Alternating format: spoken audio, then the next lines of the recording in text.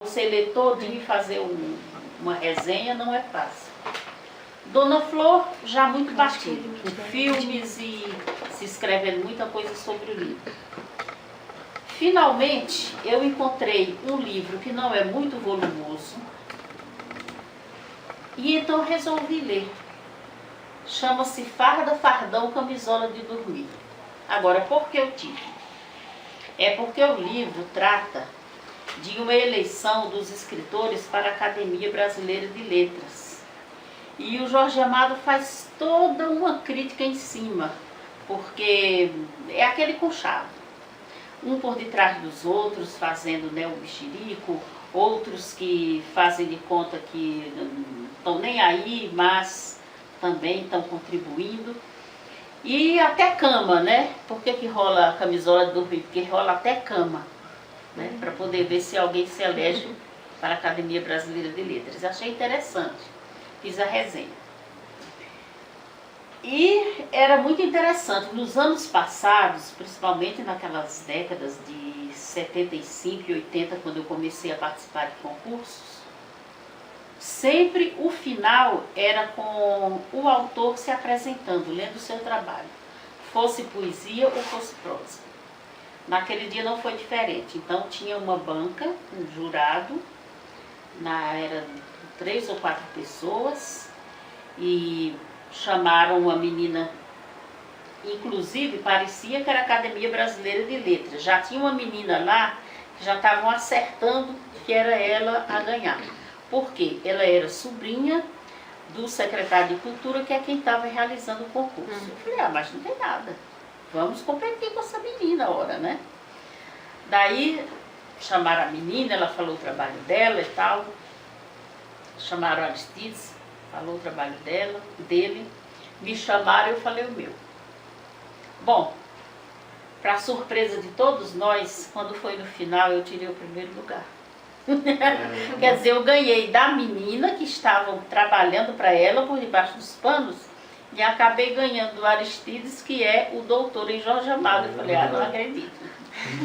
Mas eu entendo que uma coisa, eu penso na hora assim, não é que a minha crítica literária seja de melhor qualidade do que a dele. Não creio nisso, porque inclusive eu era bem iniciante, né? Mas talvez foi o fato da leitura, entendeu? Porque nesses concursos vale muito a interpretação, como você coloca o trabalho, né? E acho que o Aristides foi mais acanhado ao ler e talvez eu fui mais original, né? Mais espontânea na hora de ler o trabalho, né? Eu sou muito ruim para ler meus trabalhos. Poesia eu leio bem, poesia eu leio muito bem, mas prosa não. E ela, o trabalho dela, além de ser bom, ela tem um prêmio do governo do Estado. Ela tem 21 livros publicados, eu tenho 13, um prêmio do governo do Estado. Ela leu melhor do que eu e o trabalho dela era muito bom. Quando é assim, para se apresentar, eu tenho facilidade de ganhar. Uma vez eu ganhei em Cubatão também, em primeiro lugar. Nossa, quanta gente, aí ali era semifinal, depois sai todo mundo, vai almoçar e volta para poder fazer a final do concurso.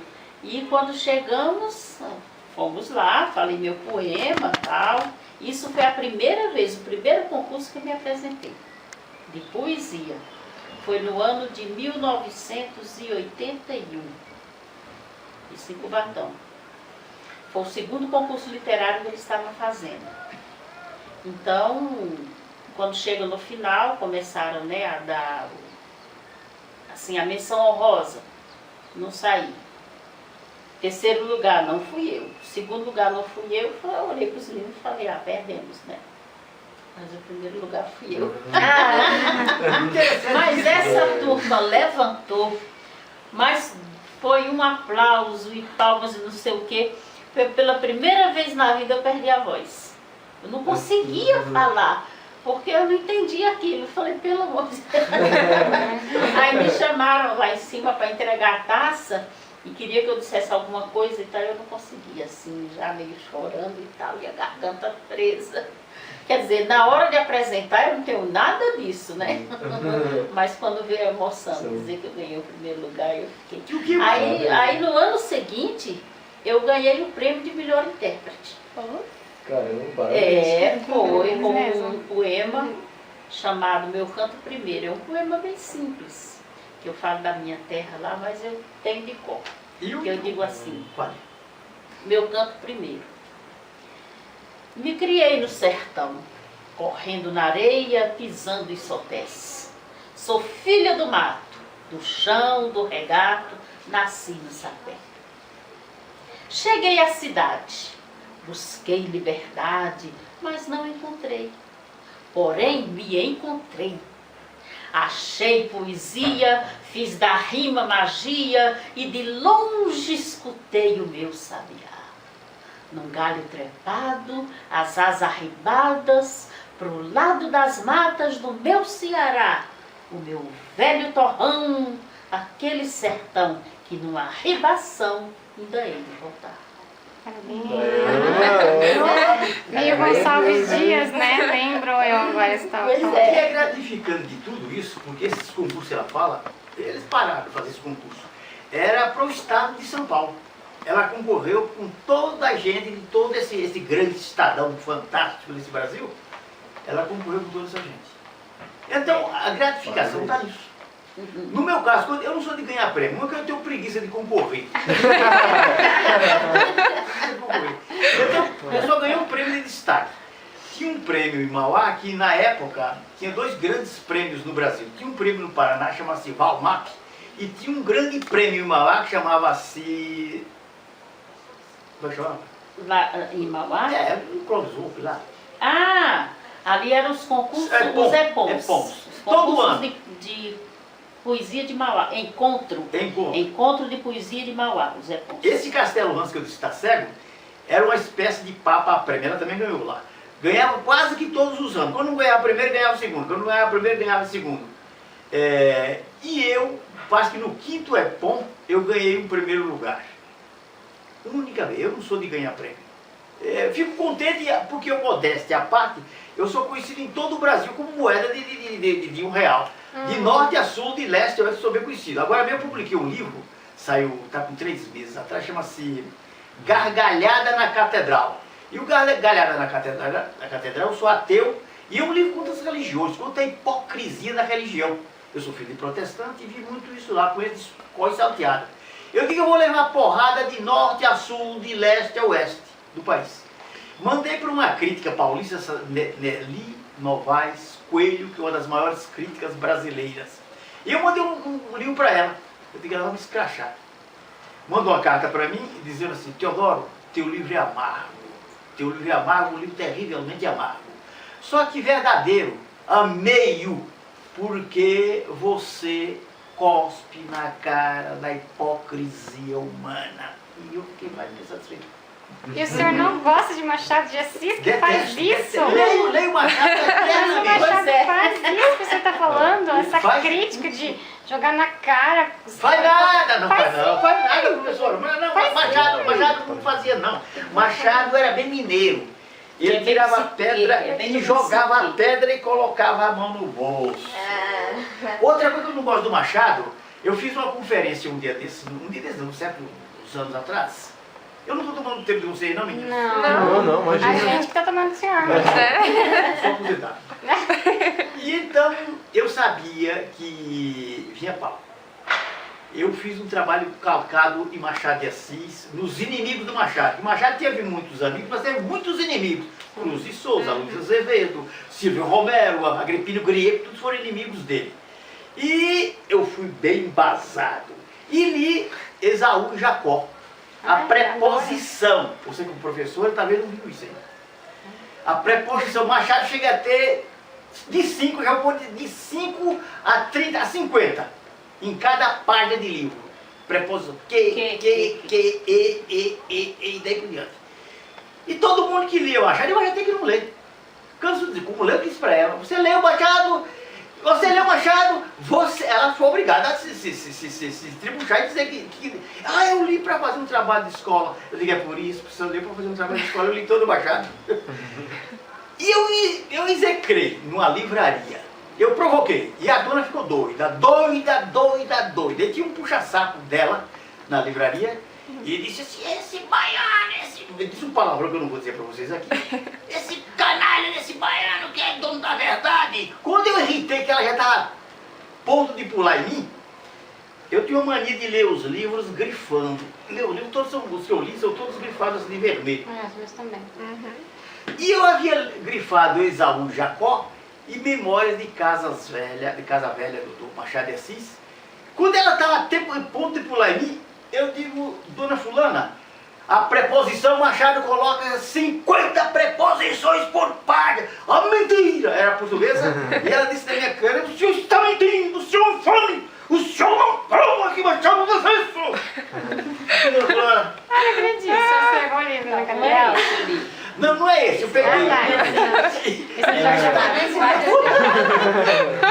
Ela pegou o Esaú e Jacó para cuspir na cara. Quando ela pegou que leu assim, esfriou com um balão, quando você encosta um cigarro aceso do balão, que o balão desce. Esfriou. Aí ela disse para mim, em bons modos, ela não chegou mais não, porque ela me chamou de infame. Ela disse em bons modos. Disse, eu fiz isso para te testar ele. Eu fiz isso para te testar. E eu disse um palavrão, eu não vou dizer. Pode dizer, pode. Eu disse testar uma porra, você perdeu! É minha inimiga até hoje. Mas o que tem as preposições? Não entendi, Sérgio. Porque, professora, você mesmo como professora, qualquer revisor, isso aqui a gente manda para um revisor, que eu procurei que você cobra para revisor. Quando se faz um livro, tira os Qs, qualquer revisor nos corta os Qs, o excesso de Q. Fica muito repetitivo, fica duro o texto, endurece demais. Se você coloca 3 Qs numa frase só que seja, é muito duro. Você trabalha com jornal? Bom, só continuando, né, porque ele estava falando assim de crítica, né? Acabou a bateria? Entre meus livros... Deixa eu apagar algumas coisas dele, segura aqui. Pode continuar, você. Entre meus livros, a crítica melhor que eu recebi foi a respeito desse livro aqui, que eu chamo o livro de contos. É Conversa de Botequim, que eu roubei, né, esse título aqui do Noel Rosa. Noel Rosa que tem uma música, né? Chama-se Conversa de Botequim. E quem mandou a crítica foi justamente esse crítico literário cearense, o Dimas Macedo. Ele leu o livro e mandou uma carta dizendo para mim que finalmente foi o meu encontro com a literatura, foi através desse livro. Então eu fiquei, né, muito contente, porque eu já tinha escrito muito resenha literária, poemas, fiz a biografia do Aristides, né, aqui, mas eu tinha esses contos há muito tempo e nunca tinha coragem de publicar. Por quê?